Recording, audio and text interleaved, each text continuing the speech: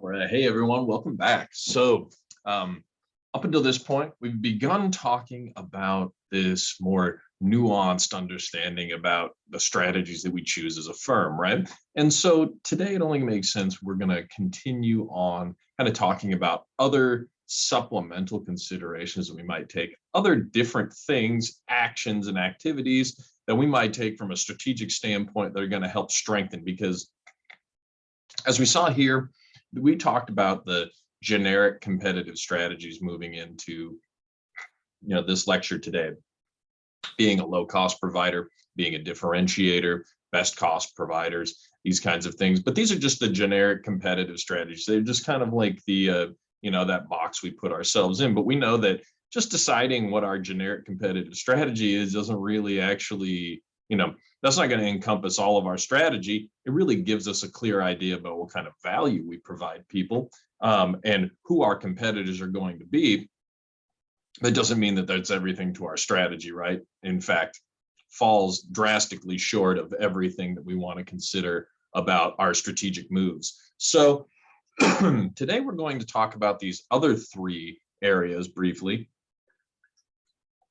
from a standpoint of what are some other complementary strategic options that we might engage in, some actual activities we might do, not just necessarily a categorization that we place ourselves in with those competitive strategies, but understanding what are actual actions we might take.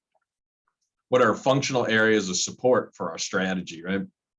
What areas, like in research and development, production, marketing, finance, any of these areas that we have a leg up that we might be able to use strategically. And then last, ending it all off with a short discussion about timing of strategic moves, right? Timing itself actually is a strategic option we should take into consideration, because just the action itself isn't always the most important thing, but when we decide to throw that strategic action out there into the world, that's really important for us to consider as well. But we're going to start off by talking about offensive strategies, right?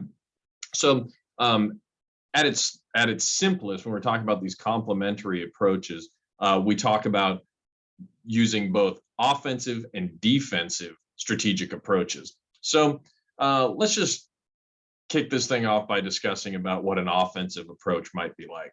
So other strategic decisions we make is, are we trying to, position ourselves to be an offensive firm or a defensive firm with our actions right now? Well, an offensive approach is basically, we're just in a situation where we are trying to improve our position. And so essentially, we're not necessarily under great threat. We don't have to be on the defensive all the time and being, trying to be, proactively determining what other people are going to do so we can defend against it. No, with an offensive approach, sometimes our best strategic option is seize initiative, go on the attack, launch some strategic offensive, and improve our market position, right? We may be looking around as we are doing analyses about the competitive landscape within our industry, and we might say, hey, we got a lot of opportunities out here. There are some places where we might be able to pivot and kind of, go after and gain some significant market shares at the expense of some of our biggest rivals. And if we can, fantastic. That's a great offensive opportunity for us. We might say, oh, there's new opportunities emerging, I always go back to in the past when movie rental businesses, and they were just seeing, oh, well, actually, there's going to be an opportunity for us to branch into streaming, if that's really going to be, what the future is going to be looking like. And at the time, right, it didn't necessarily work out long term. It's not a great example, but like Blockbuster partnering with DirecTV at the time and offering an on-demand service for Blockbuster's titles so that people didn't have to go rent them. Looking at things like that, saying, hey, there's a great emerging opportunity. Maybe we can expand into that. Or maybe we're just in a situation where we can begin chipping away at the competitive advantage some of our rivals are enjoying, or we might see openings somewhere we can really benefit and use our competitive edge somehow in order to better our situation. Understanding that the key when we talk about offensive strategies are we are really trying to gain a competitive advantage in some capacity here, right? We are never, ever going to gain a competitive advantage without the use of an offensive strategy. Absolutely best thing we could ever hope for in a situation without using an offensive strategy is just sustaining some competitive advantage that we've already accomplished in the past. But our most effective offensive approaches are going to do a couple of things, because it's not so simple as to just, throw a dart at the board and just say, all right, well, this is who we're attacking now. This seems like the smartest approach for us at this point, right? We have to be strategic. We have to be, zoned in on what our best options are necessarily going to be. And so that comes from, we focus relentlessly when we are working on the offensive on building competitive advantage. We are trying to figure out some way we can build competitive advantage by being on the offensive. So we do this oftentimes by getting a leg up by, like it says here, using this element of surprise, right? We're trying to catch people off guard. We're trying to do something on the offensive. We are not sitting around guarding against other people's moves. We are the ones who are moving in the offensive.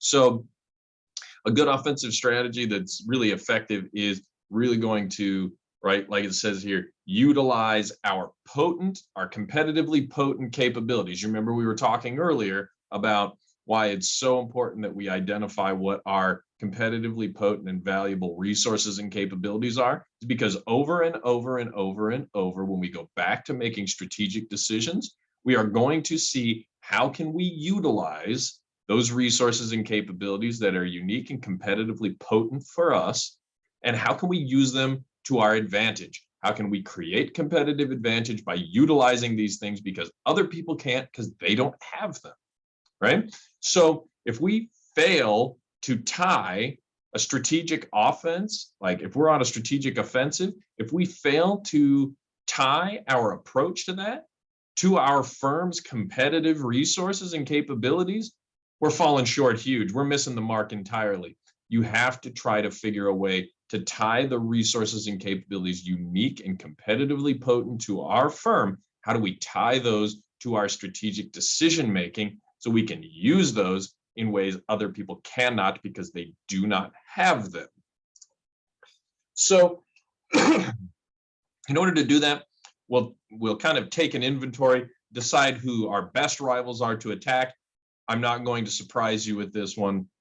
You're not going to go attacking your biggest competitor, your most, like the person you're most afraid of in that sense. We're going to look for smaller. We're going to look for small firms that don't have the type of resources and capabilities we have. We're going to look for people who are in a vulnerable position, maybe because of the economy or some other situation that's unique to their business, like our runner-up firms, so that we can really see where their weaknesses are. We can try to capitalize off of those things, or anyone basically who's struggling. And we can talk a lot about what our different approaches to being on the offensive with these firms are here in a bit. But just understanding that our best offensive targets are kind of pick on the little guy. Unfortunately, that's really the approach that usually works out best for us on the offensive. So the big question that you need to continue to think about when you're in your simulation groups, this list here is talking about some things you can do with your group to be on the offensive, some things to think about here. But the big question you got to continue thinking about, which of your rivals that you're looking at in this simulation, these other groups you're competing against, which of these rivals have some sort of competitive weakness that you can sniff out that your company can attack with one or more of your strengths, right? So my suggestion to you is try to use the most recent competitive efforts analysis report in your business strategy game output center there, and identify which rivals have weaknesses or which have potential vulnerabilities that you might be able to, utilize with something you're competitively strong with. Is there a place where they're adding a whole lot of costs because some decision they're making, do you have an ability to cut those costs in that area and then offer, a more attractive price point if that's what your value is coming from? If your competitive approach is cost leadership or something like that, start trying to figure out, where are other people's costs coming from? Where are they falling short or making poor decisions? And how can you go in and swoop and take up some of that area, take over that area, maybe using one of your competitive strengths?